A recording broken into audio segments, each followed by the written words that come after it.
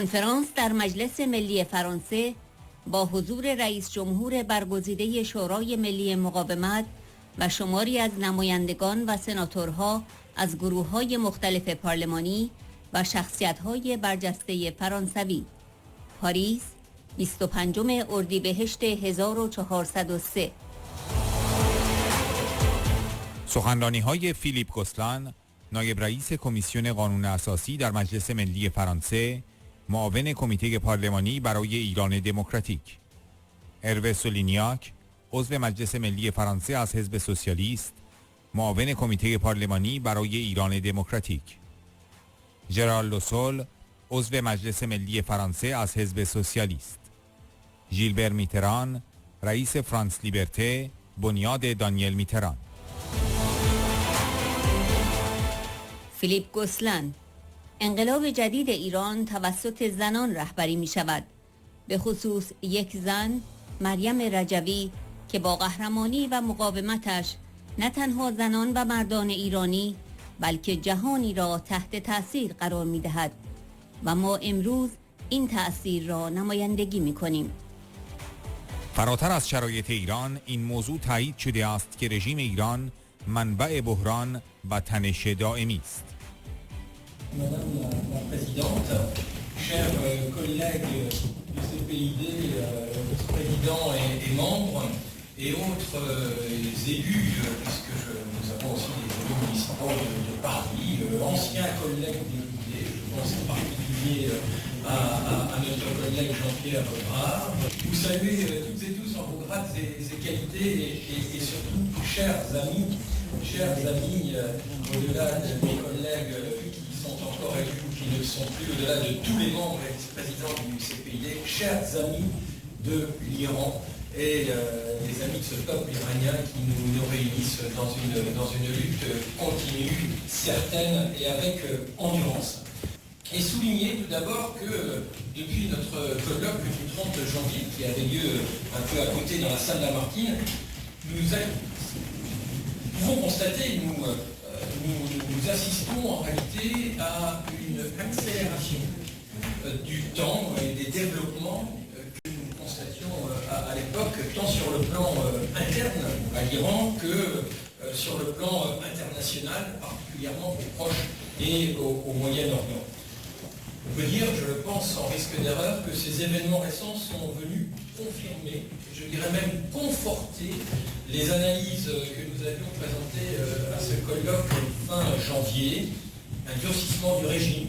Et c'est souvent le propre des régimes totalitaires de chercher à se durcir le temps passant et au fur et à mesure que la résistance, elle, se développe. Par le fait même, c'est aussi une accentuation de la répression, on l'a vu avec des milliers de personnes qui sont concernées, en particulier les femmes. N'oublions jamais que les débuts de cette nouvelle révolution iranienne est le fait des femmes, d'une en particulier, qui par son héroïsme, sa résistance, a su marquer non seulement les Iraniennes et les Iraniens, mais aussi le monde entier. Et c'est ce que nous portons aujourd'hui. Et puis, au-delà des éléments intérieurs à l'Iran, c'est la confirmation que le régime est un régime source de tension permanente et de bellicisme depuis quelques semaines au grand jour. Et je dirais finalement dans la continuité d'un certain nombre de précédentes attaques, il est là. Quand je parle de précédentes attaques, je pense à un acte terroriste, mais notamment ce qui s'était passé à Villepinte il y a quelques années, en rappelant qu'un diplomate iranien était à l'origine, ou en tout cas un exécutant de cet attentat heureusement déjoué. Dans le pays, la recrudescence, et j'évoque toujours l'Iran bien sûr, la recrudescence des exécutions est là. On est à plus de 230, 240 depuis le début de l'année. Tout cela nous en dit long, très long, sur la nécessité du débat que nous initions ce soir, que nous prolongeons finalement, et dans la continuité de celui du 30 janvier, et dans cette nécessité de voir les liens entre toutes ces évolutions. Elles ne sont pas, ces évolutions, le fait du hasard. Nous pensons qu'évidemment, il y a un plan précis des autorités iraniennes et qu'il importe de les déjouer. Nous espérons que la table ronde que nous menons tous ensemble ce soir nous permettra d'avancer, d'apporter au moins partiellement une réponse à ces interrogations, à ces liens qui existent et qu'on met aussi peut-être des solutions sur le court ou le plus moyen terme. Qui réunit de vieux députés comme Jean-Pierre Brard, avec l'amitié que je lui porte au-delà de nos différences, et je le dis avec vraiment une forme d'affection, et d'autant plus forte qu'un certain nombre de choses peuvent nous séparer, mais qui nous réunissent. Et je crois avec André, avec les collègues, l'essentiel nous réunit. L'essentiel, ce sont les valeurs de la République, ces valeurs d'égalité, de liberté, de fraternité, comme nous l'avons dit. Et nous étions une majorité de parlementaires en juin 2023 et nous l'avions présenté au mois de janvier, je le crois réellement, parce qu'elle rappelle à juste titre la nécessité d'un Iran démocratique, d'une société libre et à même de choisir elle-même son propre destin. ارو سولینیاک نایب رئیس کمیته پارلمانی برای ایران دموکراتیک تحت فشار مداوم جامعه خشمگین و در مواجهه با اعتراضات فزاینده مانورهای به اصطلاح حقوقی سازماندهی شده توسط حکومت تهران علیه سازمان مجاهدین خلق ایران با انگیزه یک برنامه استراتژیک چند وجهی انجام می شود. اول مقابله با حمایت نسل جوان از مجاهدین خلق با کمپین‌های شیطانسازی علیه مقاومت ایران. دوم تشکیل پرونده حقوقی برای ارائه آن به کشورهای اروپایی با هدف محدود کردن فعالیت‌های مجاهدین. سوم استفاده از اینترپل برای صدور حکم بازداشت برای 104 فرد مرتبط با مجاهدین خلق. چهارم آماده کردن زمینه برای حملات تروریستی علیه اعضای مجاهدین خلق یا شورای ملی مقاومت. اقدامات رژیم ایران علیه سازمان مجاهدین خلق با هدف مقابله با توانمندی‌های تشکیلاتی این سازمان و تأثیر فزاینده آن در داخل ایران انجام می شود. مجاهدین خلق یک تهدید برای موجودیت رژیم تضعیف شده است.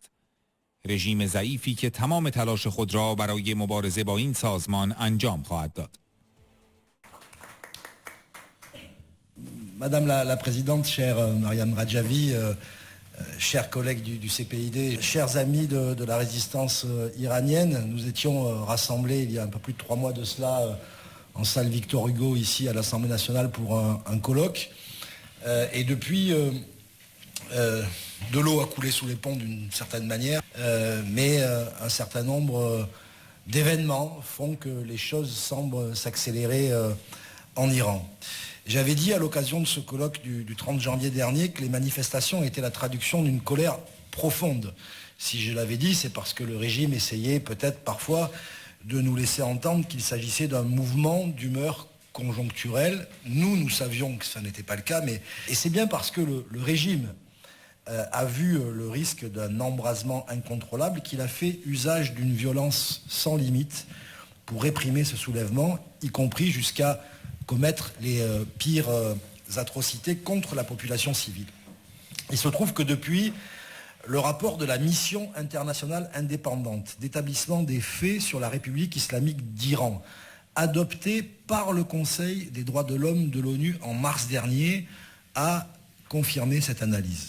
Je vous lis simplement ce que nous indique le paragraphe 108 de ce rapport. Il dit, je le cite, « La mission a établi que nombre des violations graves des droits de l'homme décrites dans le présent rapport constituaient des crimes contre l'humanité, en particulier les meurtres, les emprisonnements, les actes de torture, les viols et les autres formes de violence sexuelle, la persécution, les disparitions forcées et les autres actes inhumains commis dans le cadre d'une attaque généralisée contre la population civile. » Cette marche supplémentaire franchie dans l'intensité des violences signifie très clairement l'inquiétude de ce régime pour son avenir. Ces agressions qui se multiplient sur le territoire iranien sont aussi le signe probable d'une vulnérabilité du régime. Alors le CPID appelle depuis longtemps à une réflexion en quelque sorte prospective sur ce qu'il adviendrait de l'Iran une fois débarrassé de sa théocratie sanguinaire. Y aurait-il un chaos en cas de renversement du régime des mollahs, ce que ce dernier prétend d'ailleurs lui-même, professant que son effondrement conduirait l'Iran dans une situation similaire à celle que peut connaître aujourd'hui la Libye? Y aurait-il une fatalité qui enfermerait l'avenir de ce pays entre deux options, soit une dictature cruelle et obscurantiste telle que nous la connaissons, soit un État en proie à la guerre civile et un Moyen-Orient déstabilisé? Est-ce qu'il n'est pas temps de voir que le régime actuel, en réalité, est déjà un facteur majeur de déstabilisation du Moyen-Orient et, désormais, de l'Occident? Nous croyons que les souffrances qu'endure le peuple iranien doivent être placées au-dessus de toute autre considération. Et se reposer sur des scénarios noirs dans le cas d'une chute du régime des mollahs pour défendre le statu quo, c'est méconnaître la capacité de l'Iran à se donner des règles institutionnelles solides, mais c'est aussi et surtout ne pas considérer la crédibilité d'une opposition responsable et organisée qui est prête, s'agissant notamment du CNRI. Plus récemment, l'attentat manqué en novembre 2023 à Madrid contre Alejo Vidal Quadras, l'ancien vice-président du Parlement européen, qui soutient le CNRI malgré les menaces sérieuses qui le visent directement. Désormais, le régime tente aussi de contrer la résistance iranienne par des opérations de communication parfois grossières. Le 29 juillet 2023, le tribunal pénal de Téhéran a par exemple diffusé une liste de 104 personnes identifiées et associées à l'organisation des Moudjahidines du peuple d'Iran. Or, il se trouve que ces 104 individus ont quitté l'Iran depuis plus de 30 ans et que la plupart d'entre eux sont actuellement réfugiés en Albanie, à Ashraf notamment, et un certain nombre en France. On voit bien ici la manipulation. Le régime a déjà déclaré d'ailleurs depuis longtemps tous les membres de l'OMPI comme Mohareb, c'est-à-dire ennemis du peuple, passibles de la peine de mort. Et selon toutes les organisations internationales de droits humains, au cours des 4 dernières décennies, ce sont des dizaines de milliers de membres et de partisans de l'OMPI qui ont été exécutés en Iran sous des accusations infondées telles que Mohareb. Sous la pression persistante d'une société en colère et face à des protestations croissantes, les manœuvres judiciaires orchestrées par Téhéran contre l'OMPI sont motivées par un agenda stratégique à plusieurs facettes. Premièrement, chercher à contrer le soutien qu'accorde la jeune génération à l'OMPI en propageant de fausses informations à l'intérieur du pays et en menant des campagnes de diabolisation contre la résistance iranienne. Deuxièmement, en construisant un dossier juridique à charge pour le présenter aux pays européens et réclamer des mesures visant à restreindre les activités de l'OMPI dans les pays occidentaux, avec un accent particulier sur l'Albanie, mais aussi sur la France. Troisièmement, utiliser Interpol pour émettre des mandats d'arrêt contre les 104 individus associés à l'OMPI. Et enfin, quatrièmement, préparer le terrain pour des attaques terroristes potentielles qu'il ne faut pas ignorer contre les membres de l'OMPI ou du CNRI. L'ensemble de ces mesures a pour objet de faire face aux capacités d'organisation de ce mouvement et son impact grandissant à l'intérieur de l'Iran. Les témoignages de soutien, notamment de jeunes femmes et de jeunes hommes, se multiplient, ainsi que les messages dans lesquels ces soutiens disent leur disponibilité, notamment à Mariam Rajavi, en cas de situation insurrectionnelle en Iran. Voilà pourquoi le régime vise aussi les habitants d'Ashraf 3 et que nous avons cette obligation morale que Gilbert Mitterrand vient de rappeler, de protéger celles et ceux qui se trouvent à Ashraf en vertu des conventions de Genève et de la Convention européenne des droits de l'homme. Je terminerai en vous disant que désormais, l'OMPI semble constituer et représenter une menace existentielle pour le régime fragilisé. Un régime fragilisé qui va tout mettre en œuvre pour le combattre. Un régime aux abois ne connaît pas de limite dans les exactions qu'il peut commettre pour tenter de se maintenir au pouvoir. La France, l'Europe et l'Occident ne doivent pas détourner le regard du Moyen-Orient et du virage que prend l'Iran. Il en va d'abord de l'avenir de ce pays et de son peuple, mais aussi, désormais, de la sécurité du monde. Je vous remercie. ژرار رسول عضو مجلس ملی فرانسه از حزب سوسیالیست. خانم رجوی، ما به واقع باید از شما و مبارزه شما برای دموکراسی حمایت کنیم. دموکراسی بالاترین آرمان و روش برای سرنگونی رژیم آخوندهاست. Simplement pour témoigner au nom du groupe socialiste, mais ça a été fait aussi par Hervé Solignac, mais aussi à titre individuel, le plaisir, l'honneur que j'ai d'être avec vous régulièrement. Chère Présidente, nous avons besoin effectivement de vous soutenir, de soutenir votre combat pour la démocratie la plus belle ambition que vous pouvez brandir pour renverser le régime des Mollahs. C'est aussi parce que vous êtes dans cette démarche plurielle, démocratique, qui respecte les pensées, les croyances, qui respecte avant tout les libertés individuelles des femmes et des hommes, que nous vous soutenons dans ce combat.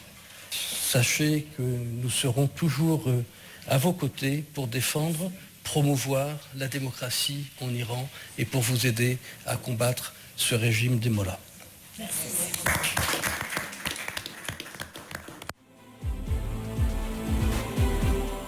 ژیلبر میتران، رئیس انجمن فرانس لیبرته، بنیاد دانیل میتران. اشرف سه خلق الساعه به وجود نیامده. آنها بازماندگان قتل عام‌هایی هستند که در دهه 1360 و به ویژه در سال 1367 در ایران رخ داد. آنها اعضای مقاومتی هستند که هم در داخل و هم در خارج حضور دارد. وضعیت اقامت آنها توسط کنوانسیون‌های بین المللی به رسمیت شناخته شده است. ما نمی‌توانیم سرنوشت شخصی و انسانی آنها و آرمانی را که از آن دفاع می‌کنند نادیده بگیریم. باید به هر قیمت کنوانسیون 1951 ژنو در مورد حق سکونت و کنوانسیون اروپایی حقوق بشر به مورد اجرا گذاشته شود. Écoutez, chers amis, chers collègues, anciens collègues et surtout Madame la Présidente, chère Mariam, vous remercier de m'avoir associé à cette rencontre et de saluer les parlementaires qui sont ici présents pour l'intérêt qu'ils portent à la cause d'un Iran démocratique. Et je voulais simplement apporter un témoignage personnel pour expliquer à ceux qui ne connaissent pas toute l'histoire de ces hommes et de ces femmes qui sont aujourd'hui dans un camp qu'on appelle Ashraf 3. C'est pour expliquer que Ashraf 3, qui est aujourd'hui en Albanie, à côté de Tirana, ne vient pas de nulle part. C'est toute une histoire. C'est toute une histoire qui concerne déjà des survivants des massacres qui ont eu lieu en Iran dans les années 80, en particulier celui de 1988. Des gens qui ont fui leur pays, exilés, parce que en danger de mort à l'intérieur de leur pays. Donc ce sont des survivants, des exilés, des des résidents, puisqu'ils sont sous un statut de résidents reconnu par les conventions internationales, et qui sont des résistants par la force des choses, une résistance qui existe autant à l'intérieur du pays qu'à l'extérieur, et beaucoup d'entre eux, de ces résistants, sont dans des camps, et on ne peut pas se désintéresser de leur sort, et non seulement de leur sort personnel, humain, mais de la cause qu'ils défendent. Alors Ashraf 3 veut dire qu'il y a eu un Ashraf 1, puis 2, enfin qu'on appellera Liberty. Mais dans les années 70, enfin fin 70, ces gens qui ont fui l'Iran par les exactions qu'ils subissaient, dans le désert. Et ont construit de leurs mains une petite ville. Mais très vite, les choses ont montré une certaine porosité qu'il y avait sur les frontières et dans les têtes, puisque ce camp n'a jamais été à l'abri. N'a jamais été à l'abri des coups de force, des commandos qui venaient frapper dans le camp lui-même, un camp qui était sous le tir de roquettes, un camp qui recevait, avait des brimades. Quand je dis brimades, le mot est faible, je vais dire de blocus alimentaires, de blocus sanitaires, enfin tout qui porte atteinte tout simplement aux droits de l'homme et aux droits des réfugiés, aux droits des résidents. Donc beaucoup de victimes, des morts, et tout cela, on va dire, placé sous la protection de l'armée irakienne. Et donc sur pression du régime des mollahs,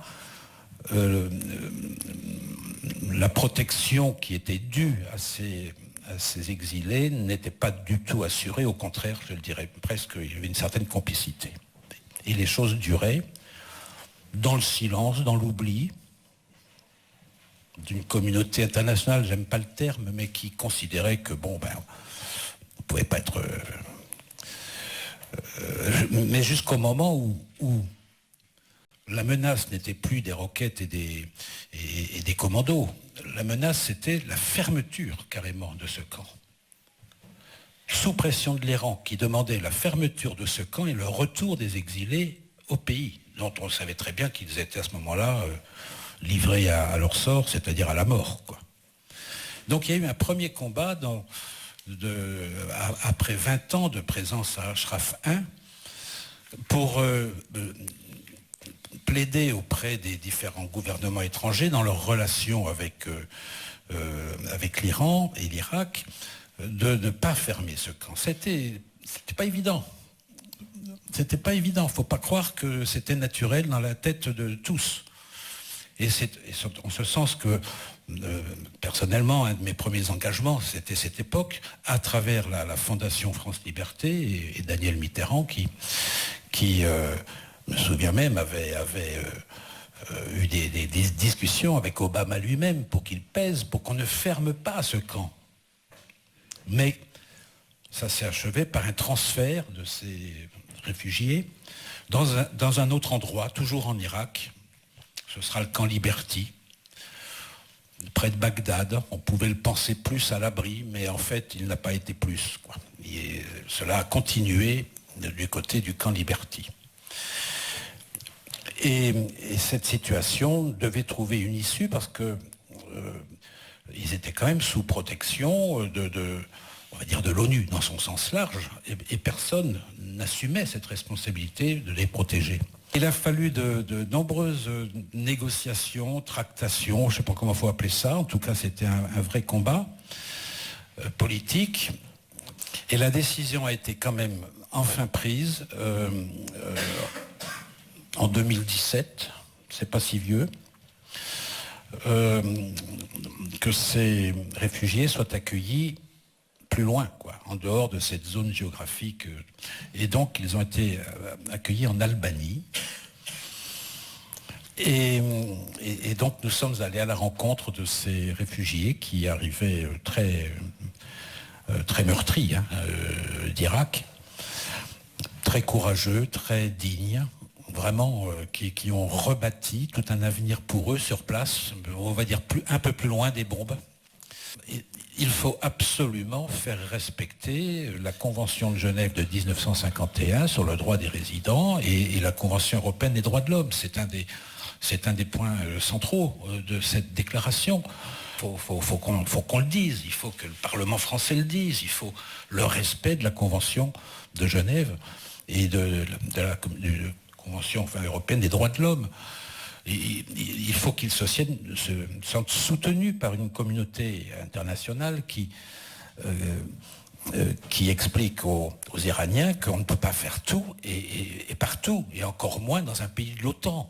Donc il y a quand même des pressions, des rappels à l'ordre, des considérations dont on ne peut pas, nous, parlementaires français ou membres du CPID, ignorer l'importance et l'actualité surtout. Donc c'est vraiment mon témoignage à travers cette rencontre, c'est d'expliquer à ceux qui connaissent cette histoire, mais qui ne l'ont pas vraiment forcément en mémoire depuis le début. Ça n'a pas commencé avec aujourd'hui Ashraf III en Albanie. Partout, ils sont pourchassés, poursuivis par les exactions des Iraniens, des régimes des mollahs, partout. Et y compris maintenant, j'allais dire, sur le continent européen et dans un pays membre de l'OTAN.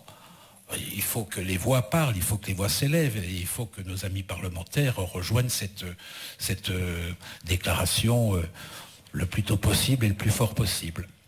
Voilà, vous me pardonnez, c'était un peu le témoignage que je voulais apporter, parce que c'est un long combat, hein, Mariam, on en sait quelque chose, mais moi je vois surtout qu'il y a des hommes et des femmes là-bas.